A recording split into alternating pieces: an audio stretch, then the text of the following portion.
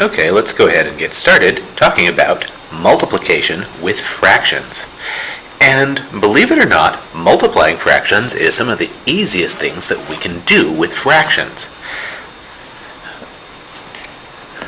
Now, when we're multiplying fractions, I always say keep two things in mind. You're going to multiply straight across,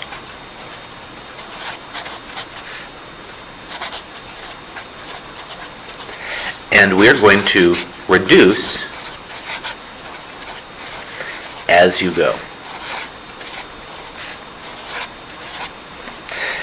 Now, when we say multiply straight across, that means exactly what it sounds like. Say I've got something like 3/5 times 2/7. I don't have any common factors top and bottom. All I'm going to do is I'm going to multiply straight across. 3 times 2 is going to be 6. 5 times 7 is 35. Just like that, we're done. Now, we can also do this with whole numbers involved as well. Say I have something like, I've got something like, I don't know, 7/8, and I multiply this by 3. With something like this, I can make this whole number into a fraction very, very easily by putting it over 1. As soon as I put that whole number over 1, now I can multiply straight across. 7 times 3 is going to be 21. 8 times 1 is 8. And even though this is an improper fraction, that's okay. Improper is fine. Remember what I said? Improper is just a title. It's nothing wrong with it. We can do this with multiple fractions. But I do want to show you this. Well, actually, yes, we can do this with multiple fractions. Let's show you multiple fractions. Say we've got something like 1/2 times 3/4 times 1/5. We're just going to go ahead and multiply straight across. 1 times 3 is 3, times 1 is 3. 2 times 4 is 8, times 5 is, 8 times 5 is going to be 40. We can multiply straight across. Now, that's this example of multiplying straight across. Let's show you some more interesting examples where we're going to be able to reduce the answers. These things don't have any simpler equivalents, but there are some that will. Let's do something like this. I'm going to take a number like 15/8, and I'm going to multiply this by, say, 4/9. Now, if I wanted to, I could just say 15 times 4 is 60, 8 times 9 is 72, and then reduce that. But here's the thing. I can make this a much, much easier question. And I'll show you what our thought process is going to be here. But what we're going to do is we're going to divide any number on the top and a number on the bottom by the same thing.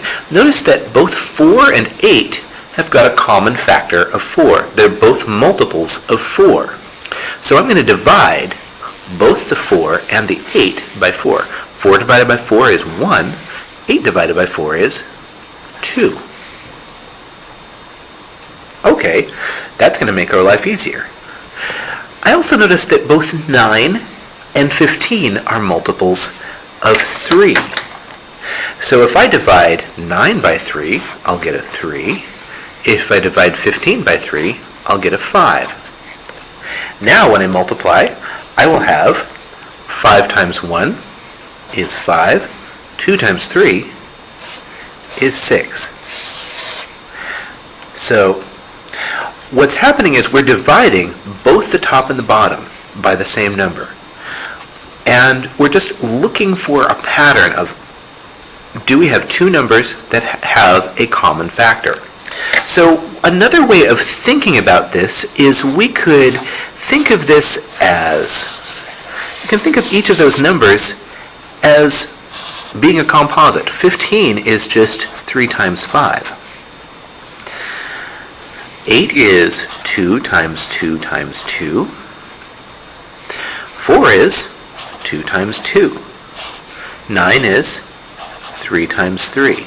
And what we're doing is we're taking any number on the top with any number of the bottom and saying, oh, 3, we're dividing the top and bottom by 3, I'm dividing the top and bottom by 2, and 2 again.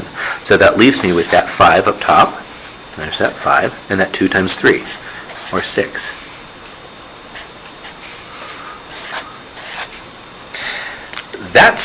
That is what's happening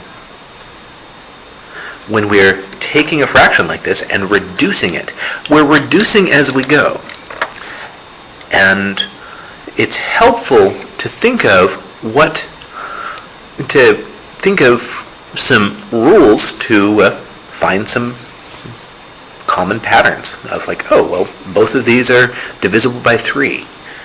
Well, take a look at your multiplication table. You're going to find lots of different patterns on there.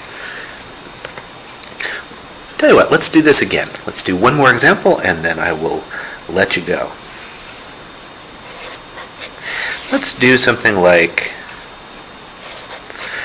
9 halves times 8 18ths.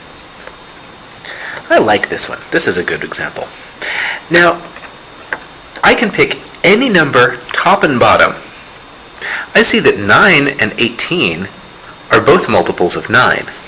Hey, look, 9 goes into 9 one time. 9 goes into 18 2 times. Okay.